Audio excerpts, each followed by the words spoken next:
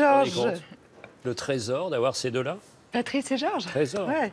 Trésor. Georges qui quittera la présentation de Thalassa, vous en pensez quoi? Tristesse infinie. D'abord, reconnaissance immense.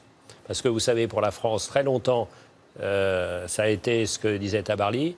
La mer, pour les Français, c'est ce qu'il y a derrière dans le dos. Ce qu'ils ont derrière leur dos quand ils quittent la plage. Ça a été ça. Grâce à lui, on s'est enfin rendu compte que la France était la deuxième patrie maritime du monde. Et puis, il va continuer. Il va continuer ailleurs.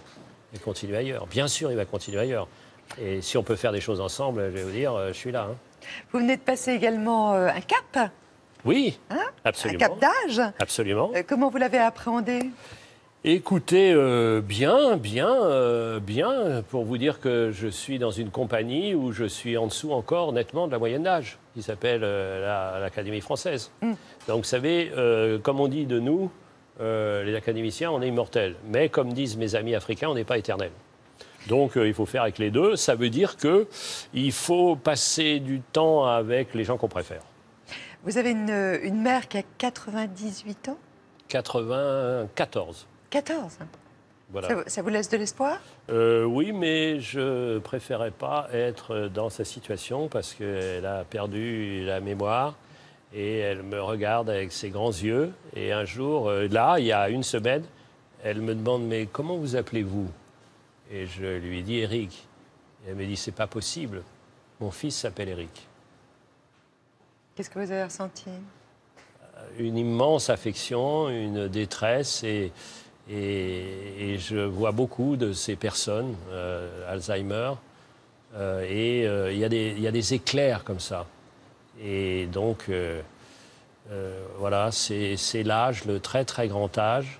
Et encore, et je suis bouleversé par ces petits instants de présence, comme des îles de présence.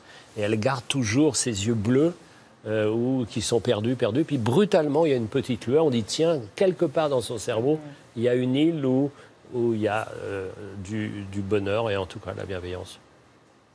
Vous croyez au rôle bénéfique de la musique, on l'a dit tout à l'heure, et vous êtes, en plus de tout ce que vous faites, vous êtes parrain d'une association qui s'appelle Orchestre à l'école. C'est une association sur tout le territoire qui a été créée en 1999. Alors, regardez, c'est un court témoignage d'un petit garçon qui est devenu musicien grâce à cette association. Et ça se passe dans la région de Rodez. Ce sont nos confrères de France 3 qui nous l'ont envoyé. Depuis 4 ans, Eman, 13 ans, apprend le violoncelle, un instrument sur lequel il s'exerce plusieurs heures par semaine, d'abord au collège des 4 saisons, où il est élève en 5e, et puis chez lui, sous l'œil attentif d'un père mélomane. C'est un travail incroyable de fourmi et de patience que les professeurs ont eu avec ces enfants. Et dans les 4 saisons, beaucoup d'enfants n'auraient jamais pratiqué la musique, n'auraient jamais été initiés à la musique s'il n'y avait pas ce dispositif-là, l'orchestre à l'école. Donner le château aux Champs-Élysées, c'est un rêve qui se réalise pour le jeune violoncelliste. Visiter Paris, jouer avec un orchestre prestigieux, il ne l'aurait jamais imaginé. Quand on joue avec le Philharmonique, ils jouent d'une façon, vous ne pouvez même pas vous imaginer. Donc c'est très émouvant de jouer avec eux, surtout dans les parties tristes. Là, on a presque envie d'être comme nos profs là, qui pleurent, voilà. Vous comprenez cette émotion de la part des profs et des élèves? C'est une association que j'admire infiniment. Pour 2 mots, la confiance, regardez, l'accès. Ils croyaient que ce n'était pas possible. Eh bien, c'est possible, 1.